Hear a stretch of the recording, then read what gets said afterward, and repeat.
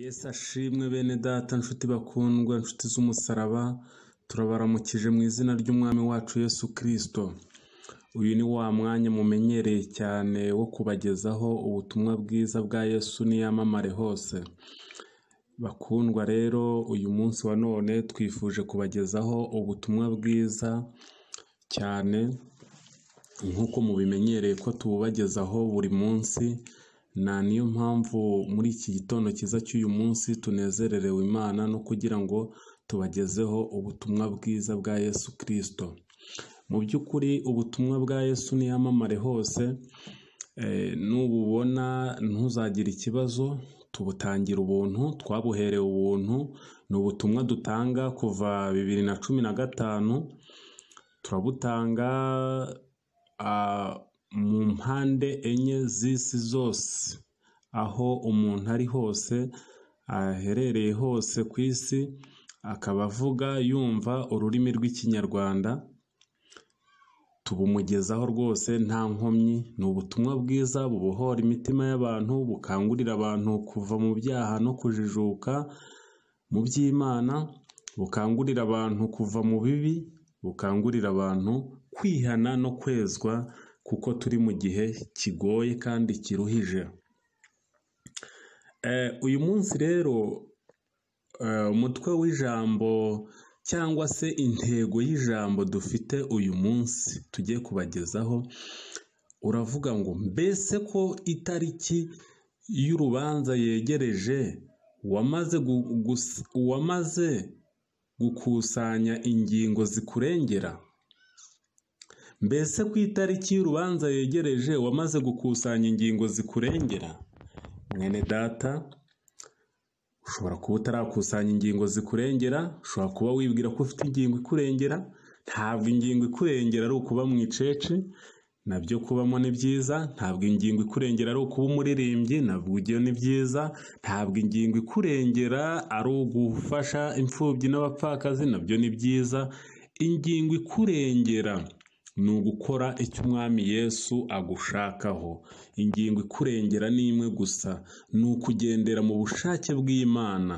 Ingingo ikurengera ni imwe yonyine, ni uko wemera umutima wawe, ubwonko bwawe, umubiri wawe, ibitekerezo byawe, ubutunzi bwawe, byose bikayoborwa n'ubushake bw'Imana. Mu by'ukuri rero abantu benshi ntabwo dusobanukiwe neza icyo kintu cyo kuyoborwa n'ubushake bw'Imana icyo ari cyo. Nuko rero nakugira inama, wikwica nkana amategeko y'Imana, kuko nta cyakorewe mu bwihisho kitazajya ahabona. Ibi twirirwamo, ibyo wirirwamo, ibyo ureba, ibyo uvuga, ibyo utekereza, ibyo ukora, hanyuma y'aha ngaha bizashyirwa byose ku mugaragaro, bishyirwe imbere yawe rwose.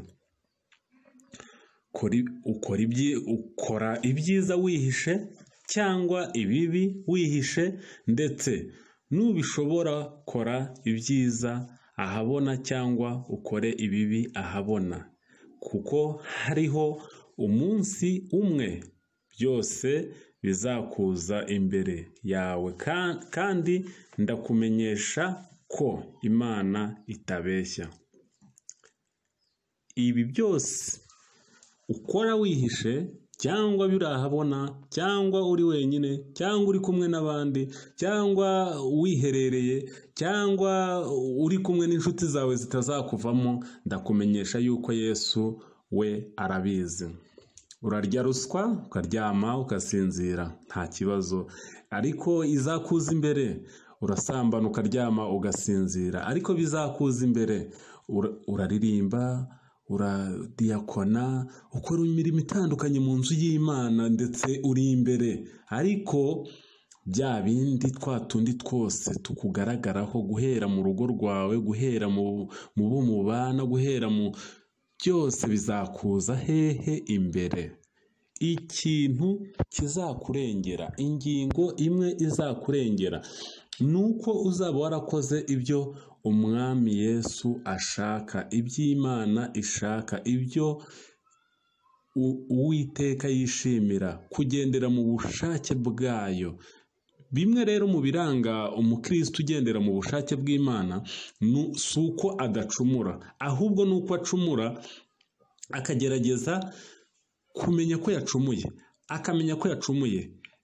Ijambo riravuga ngo nimwatuza akanwa kanyu iby'ibicumuro byanyu, Imana yacu niyo yo kwizerwa kandi kiranukira kutubabarira.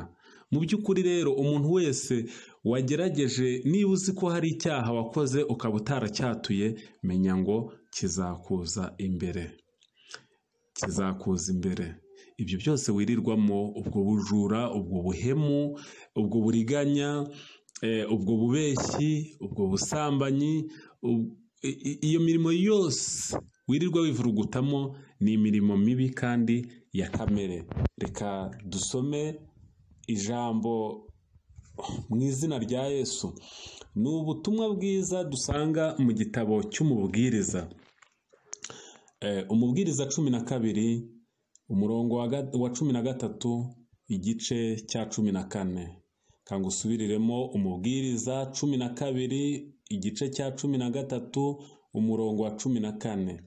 Haranditswe ngo, dusome mu izina rya Yesu, iyi niyo ndunduro y'ijambo byose byarumviswe, wubahe Imana kandi ukomeze amategeko yayo, kuko ibyo ari byo bikwiriye umuntu wese, kuko Imana izazana umurimo wose mu manza n'igihishwe cyose, ari icyiza cyangwa ikibi. Amen. Umurimo ukora uyu munsi, uwo murimo ukorana uburiganya, uwo murimo ukorana ubusambanyi, uwo murimo ukorana ubujura, uwo murimo ukorana ubwigomeke bukabije ku Mana, uwo murimo ukorera kugira ngo abantu bakubone, uwo murimo ukora mu itorero ufata we nka aderesi. Imana igufata nk'aho mu itorero ari aderesi yawe. Na aderesi koko. Abantu benshi babaye abakomisiyoneri, abandi babaye bampemuke ndamuke, kandi ngo bari mu nzu y'Imana. Ni gute wakora ubukomisiyoneri mu nzu y'Imana? Ni gute wacuruza iby'umwuka wera? Ni gute wacuruza impano, wagurisha impano? Ni gute haleluya bene data. Aka ni ikibazo gikomeye cyane. Aka kantu mukumve neza. Abantu bigize abakomisiyoneri ku bintu byose, bagera naho bumva ko bagomba kwibisha Bibiliya. Bibiliya ni ijambo ry'Imana, ni igitabo cyahumetswe n'Imana. Ijambo riratubwira ngo mwaherewe ubuntu, mutangire ubuntu. Izo mpano murimo muragurisha byose ku munsi w'urubanza bizaza imbere yanyu, bibaburanye, bibacire, bibakanire urubakwiye. Ariko se mwene data, iki ni igihe cyo kwitegura yuko uzakanirwa urugukwiye, cyangwa ni igihe cyo kwirengera no kwisubiraho, watura, ureka, wihanira, kureka ibyaha byawe ndetse no kugira abandi inama yo kuva mu bintu bibi? Ndakwinginze mwene data, twebwe muri Yesu niyamamare hose dufite inshingano ikomeye cyane, niyo kubwira abantu, kubibutsa, kubigisha, kubakangura ndetse no kubakebura. Bakanga batakumva, twebwe turakomeza, ariko mu by'ukuri turabakangurira kwirinda icyaha n'igisa nkacyo, ugarushaho kumva ko ugomba guharanira kugendera mu bushake bw'Imana. Bavandimwe bacu, turabakunda cyane, niyo mpamvu tubibukije mwebwe n'ababakomokaho, ibyo mwanyuzemo byose bizabagaruka. Yaba ibyo wanyuzemo, yaba ibyo uri kunyuramo, ibyo byose bizakugaruka imbere yawe ubwo tuzaba ducirwa urubanza. Mbese wibuka ko icyaha cyose utigeze watuza akanwa kawe kigutegereje? Ese igihe wanyuzemo witwaye ute? ese uyu munsi wa none urimo kwitwara ute? Mbese ufite ingingo izakurengera?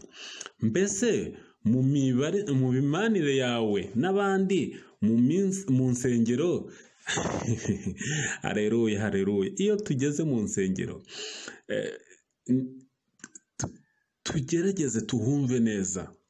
Mu nsengero niho abantu bakorera amabi kandi bakiyorosa umwenda wera. Abantu barifubika umwenda wera kandi imbere mu mitima yabo ari amasega. Murimo murakina n'umuriro, mufite esanse. Ni nk'uko wakinisha umuriro ufite esanse mu nzu, uba urimo ukina n'ibyo utazi. Ni nk'uko wagenda ugakina na gaze uzi neza ko iri buze kugutwika, ikagutwikana n'aho uri. Murimo murakina n'umuriro, ni nko gutema ishami ry'igiti uryicayeho.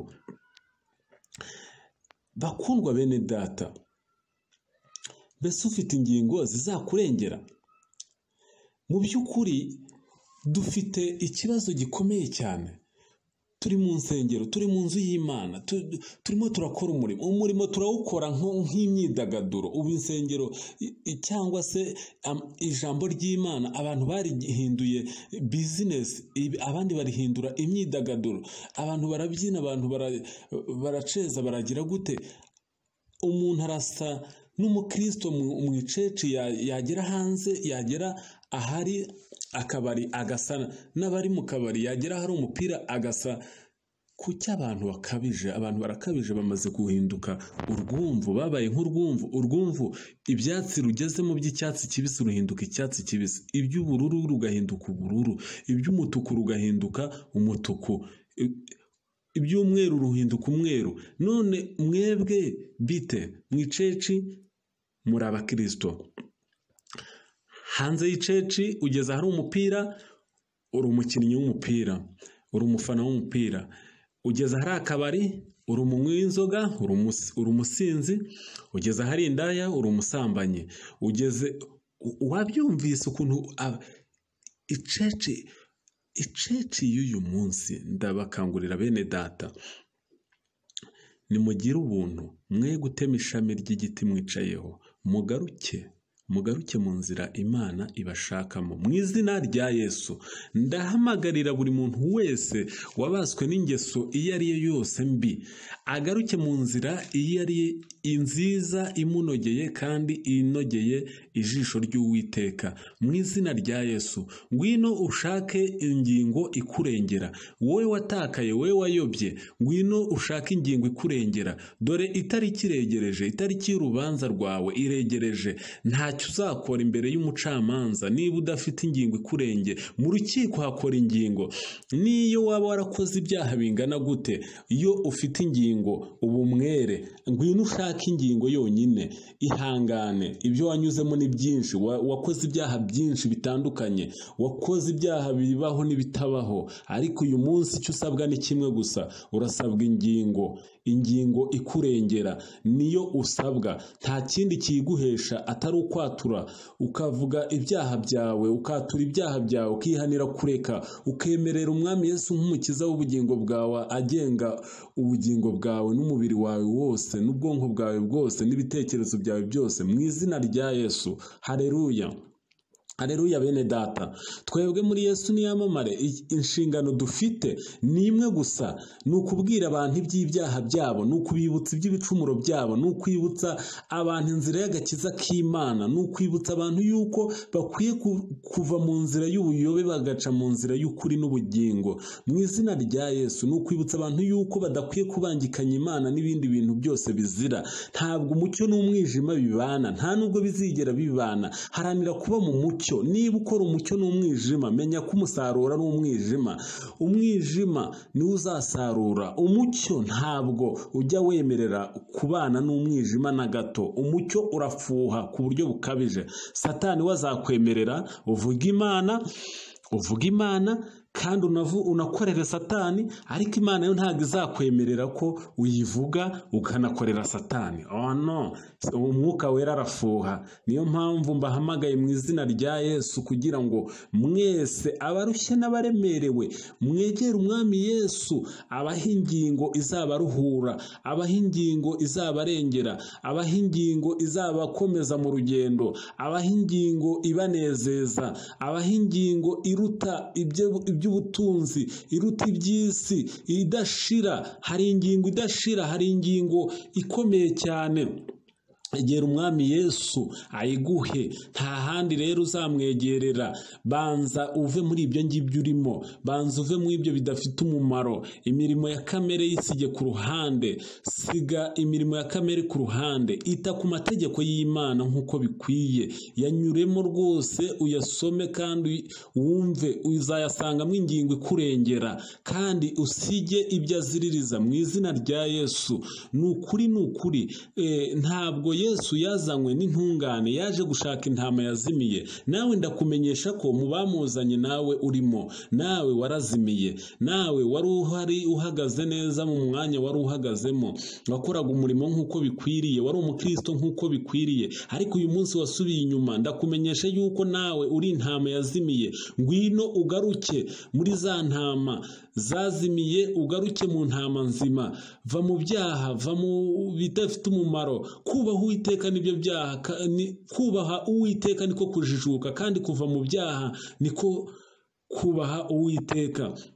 Mu izina rya Yesu garukira aho ngaho kugira ngo ubashe kubona ingingo ikurengera. Mwene data, ndakwifuriza aho uri hose, ibyo urimo byose, guhabwa ingingo izakurengera. Dore itariki iraje, kandi ijambo riratubwiye ngo byose byarumviswe, byose byarumviswe, ndetse nawe warabyumvise, ndetse nawe hari ibyo watangaje, ndetse hari ibyatangajwe wumva, nta kitarumviswe. Abantu bafite amaradiyo bumvaho ubutumwa bwiza bw'ijambo ry'Imana, bafite imbuga nkoranyambaga bumvaho ubutumwa bwiza bw'ijambo ry'Imana. Nta kintu rero kitabashije kubwirwa umwana w'umuntu, ntawe utarumvise. Ni ukuvuga ngo abantu benshi bagiye kuzazira yuko babwiwe ntibumve. Ntabwo bazazira yuko babuze ubushobozi bwo kuva mu byaha no kubireka, ahubwo bazazira yuko babwiwe ntibumve, bakerekwa ntibabone, bareba bakamera nk'impumyi, bagenda bakagenda aho batazi. Nicyo cyonyine abantu bagiye kuzazira. Mwene data, wavuye muri uwo mubare ukaza, Yesu akaguha amahoro, Yesu akaguha ubugingo buhoraho, Yesu akaguha ingingo ikurengera. Kuri wa munsi hari ibyo uzabazwa, hari ibitazagaragara imbere yawe mu gihe uzaba wamaze kubona ingingo ikurengera. Hari imirimo mibi, hari umwijima waciyemo ukabije, hari ibyaha wivurugusemo urabigotomera, bitazagaragara imbere yawe mu gihe uzaba ufite ingingo ikurengera. Mu izina rya Yesu ndabashimiye kandi nezererewe Imana, namwe Imana ibanezerererwe kubw'ijambo ryayo. Mu by'ukuri ndabakunda kandi n'Imana irabakunda cyane. Umaze kumva ubu butumwa, ukumva bugufashije, ukumva hari icyo bukumariye mu mutima wawe no mu ntekerezo yawe no mu nzira yawe, busangize abandi kugira nabo bubagereho. Kandi ubaye waba ukeneye ubwatambutse mbere y'ubu ngubu, nyarukira kuri YouTube channel yacu yitwa Yesu Niyamamare Hose TV, ukore subscribe, ndetse ukande no kuri ka kazogera gaherereye iburyo, hanyuma buri munsi ujye ubasha gukurikira ubutumwa bwacu twashyize kuri YouTube, bujyanye na video ndetse na audio ndetse n'ubwanditse nabwo turabuhacisha, ku buryo ushobora kubona ubwatambutse ukabona n'ubwatambutse uwo munsi, ubwatambutse uwo munsi n'ubwatambutse mbere yaho. Yesu aduhane umugisha, kandi turabibutsa yuko mushobora no kudukurikira kuri Facebook, page Ndayishimiye Isaie, page Yesu Niyamamare Hose, paje ivugabutumwa kuri twese, ndetse na gurupe Yesu niyamamare hose. Yesu ashimwe bene data, nshuti bakundwa, nshuti z'umusaraba, turabaramukije mu izina ry'umwami wacu Yesu Kristo.